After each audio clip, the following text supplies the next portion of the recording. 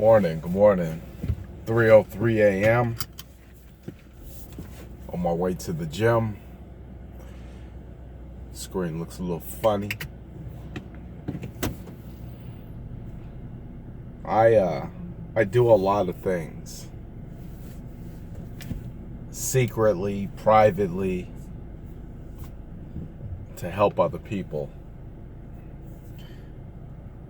And I don't believe it's necessary to glorify it. I think, it doesn't matter, but I personally don't glorify it. But I was particularly moved over the last couple days by some fairly unique situations. And I'll tell you, the first one was I took Silas to have lunch at Panda Express, which is, I don't know, his favorite restaurant. He loves orange chicken and rice, or the noodles. And as we were leaving, inside the kids' meal, they give you a pack of cookies. And we were pulling out of the parking lot, and there was a man, and the man was standing there. He had a sign up, and the sign says, I'm hungry, I need some work, etc. And Silas gets to sit in the front seat this day. And I look at him, and he has 2 fortune cookies on his lap, and he has his chocolate chip cookie. Now, I know what I'm getting ready to say to him is going to sound like, are you crazy? But I look at him and I say, hey, that guy is hungry. And initially, Silas looks at me like, oh, yeah, that sucks. And then he looks back at me again as he's holding the cookie in his hand, and he looks at it. And then he looks at the man. Then he looks at me. And then he looks at the cookie again. And he says, now mind you, he's 6. I'm not giving him my cookie. All right, that's a huge, for a 6-year-old, a chocolate chip cookie, it's a huge sacrifice. Now, as much as I wanted him to do the right thing, I know Silas's heart is golden. So I kind of was like, all right, but you just ate a lot. That guy was kind of hungry, so just keep that in mind. And I think he felt the sting of what I was saying.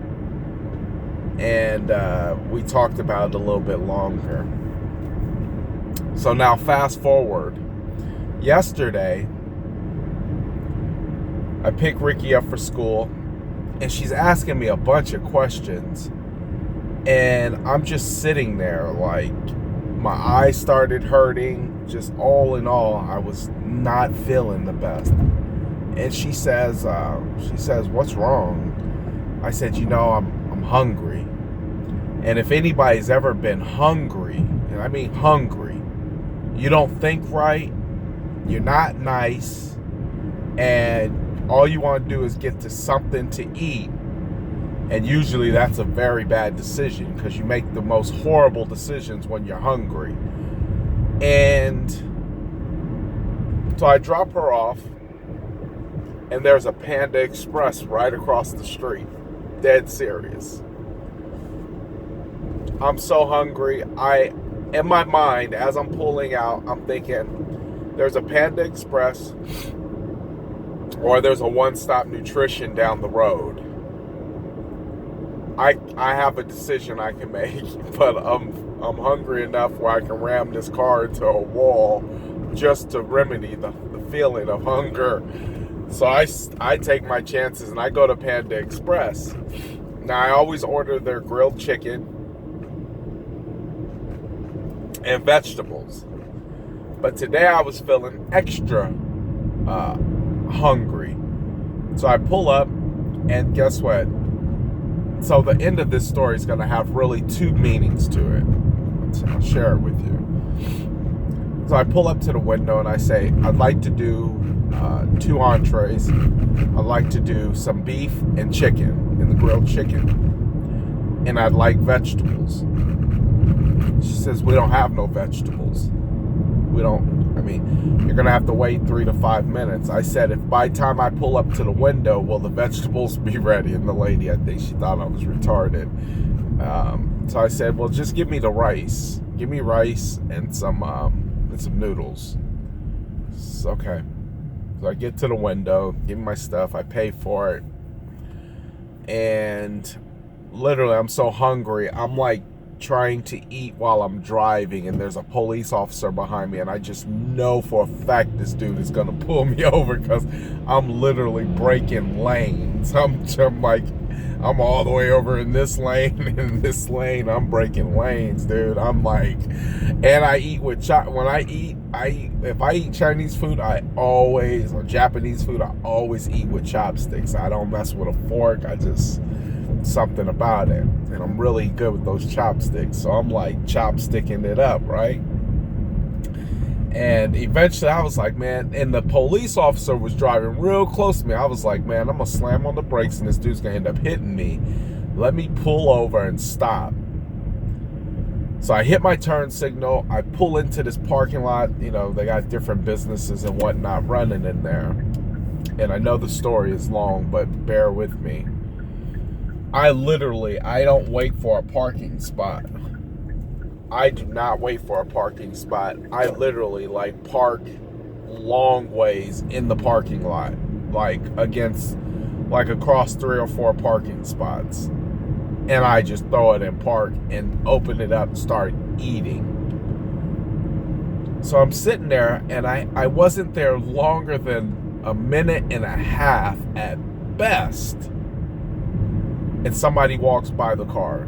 This guy walks by the car, and he looks, and the look on his face is like, hey, asshole, because I know I've given this look. Why is you parked in 3 spots? And I'm looking like, hey, dude, I'm so hungry. If you don't mind your damn business, we're going to have an issue. So I take one more bite, and I look at him, and he's still looking at me. And by this time, with just about 10-second lapse, if that, he walks back to the car. And I'm thinking, he's going to ask me for some change. He's going to ask me for something. And dude, I don't feel like having this conversation right now. So I'm courteous. Guy's walking back to my car, clearly. I roll the window down completely, and I look at him with this look of anger, hunger, and curiosity. I don't know what that looks like. And as I have the box in one hand, the chopsticks in the other, the man looks at me and he says, I'm hungry. He says, can I have your food? He says, I'm sorry. He says, I'm sorry. It looks like you just started eating. He said, but I don't know where my next meal's coming from. I'm really hungry. I don't want anything else. Can I have your food?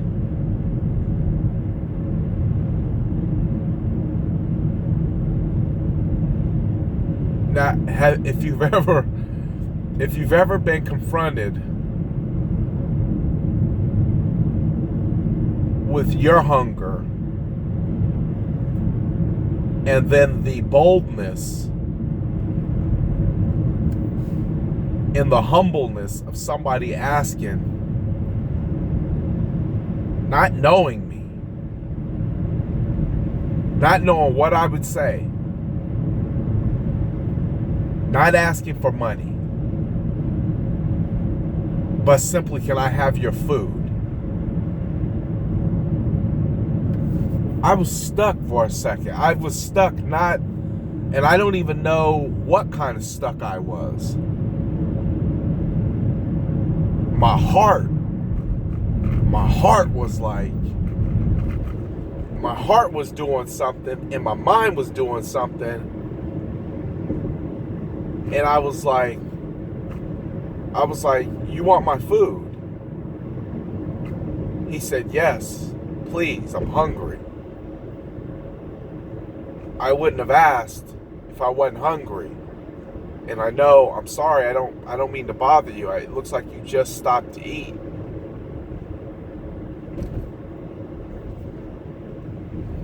Whatever I had, I just packaged up and I handed it to him. I handed him my damn food. And he said, like, thank you or something. And I was just like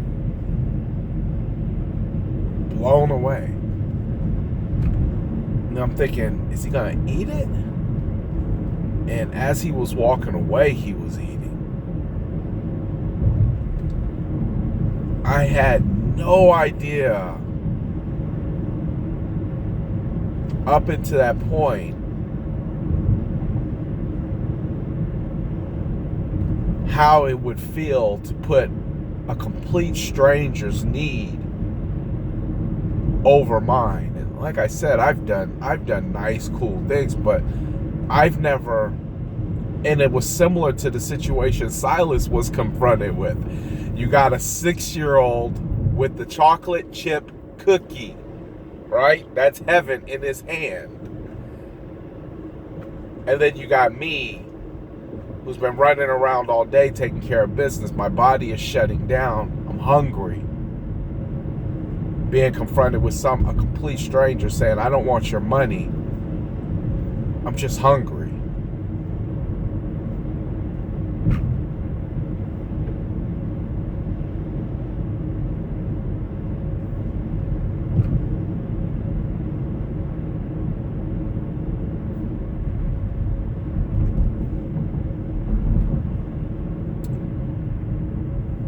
I gave it to him. I was still hungry. But I knew that meal meant more to that person than it could have ever meant to me, because I had the ability to stop somewhere, get something to eat, and it wasn't a big deal.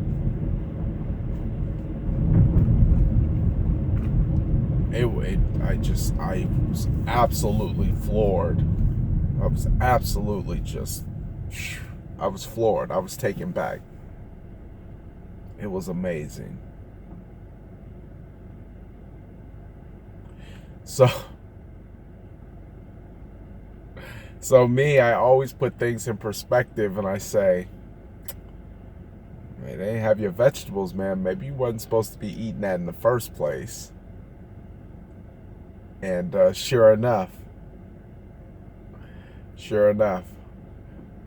I went to the One Stop Nutrition and bought a meal replacement shake with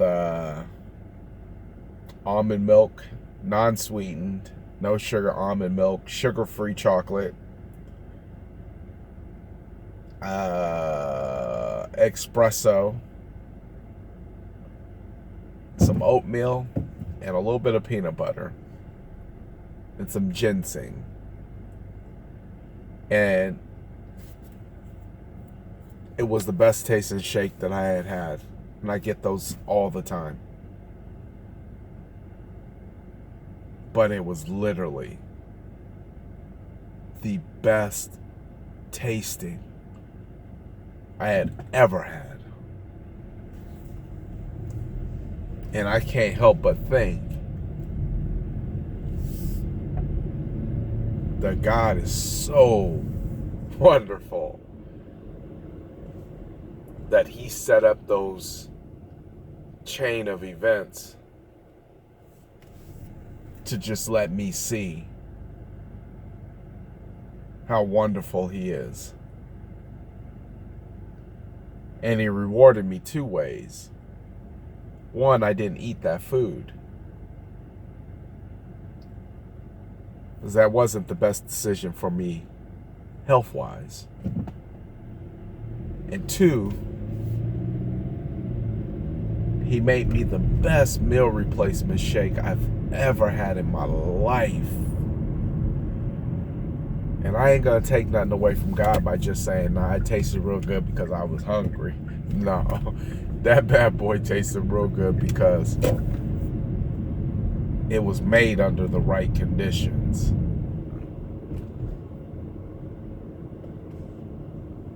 I love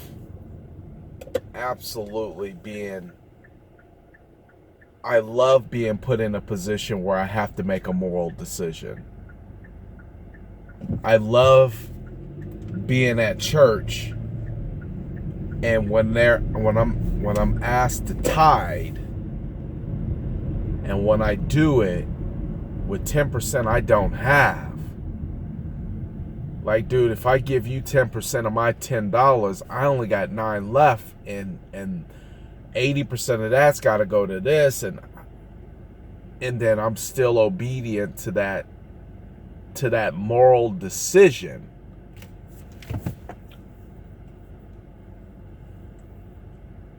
When you beat those kind of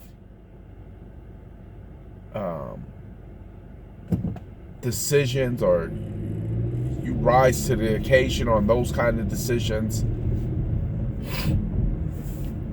I gotta believe that it's hard to not be able to write your own ticket in life.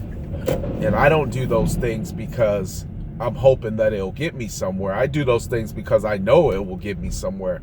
But I also do them because they're the right thing to do.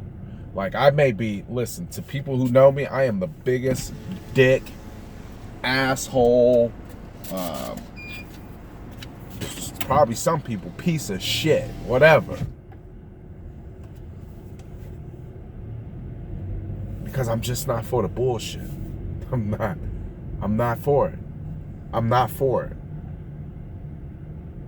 I'm empathetic to a degree. But morally, I'm obedient 100%.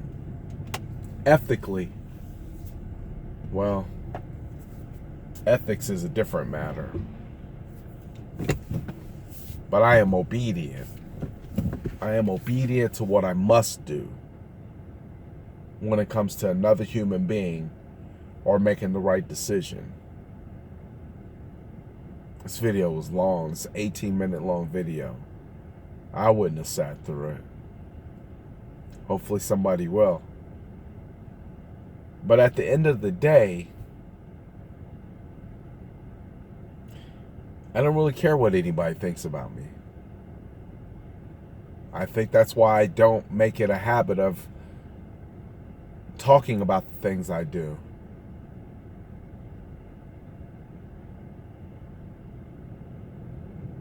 I think there's more power in humbleness than it is trying to get everybody to see what kind of person you are.